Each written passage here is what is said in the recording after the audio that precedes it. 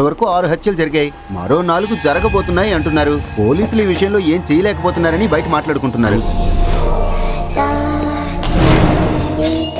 Sahu sir మాటల నుంచి నాకు ఒకటి అర్థమైంది సార్. ఈ కేసును ఎవరో పెద్ద తలకాయకే అప్పగించబోతున్నారు. మీ వల్ల కావట్లేదని కొత్త ఆఫీసర్ వస్తున్నాడటగా. ఆ రాబోయే కొత్త ఆఫీసర్ ఎలా ఉంటాడో నాకు బాగా తెలుసు. Who are you? Derek Abraham, my most effective man.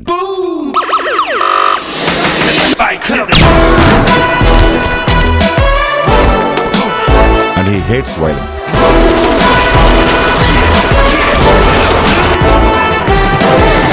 ఆ కిల్లర్ 10 మందిని చంపి తీరుతానని ఏదో పిచ్చి లెక్కలు రాసుకున్నాడు సార్. పిచ్చి వాళ్ళు మాట్లాడే మాటలు సార్ ఇవి.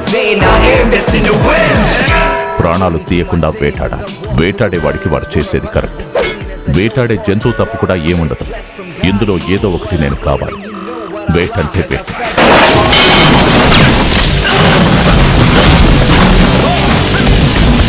నెక్స్ట్ ఎవరిని మర్డర్ చేయబోతున్నాడో ఎలా తెలుసుకోవటం?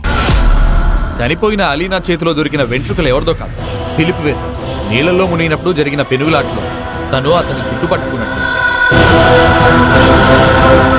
అతన్ని నమ్మిన అమ్మాయిని తను ఏం చేశాడో ఇక్కడ అందరికీ తెలుసు. నేను ఇందులో నుంచి బయటపడాలి. ఎందుకో తెలుసా? నిన్ను చంపడానికి.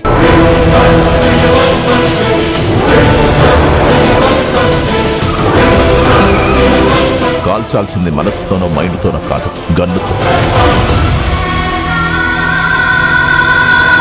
డెరిక్ కాకుండా ఈ పని ఇంకెవరి వల్ల సాధ్యం కాదు.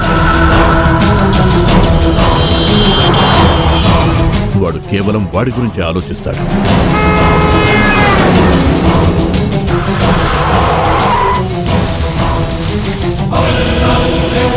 ఇక ఎలాంటి హత్యలు జరగవు.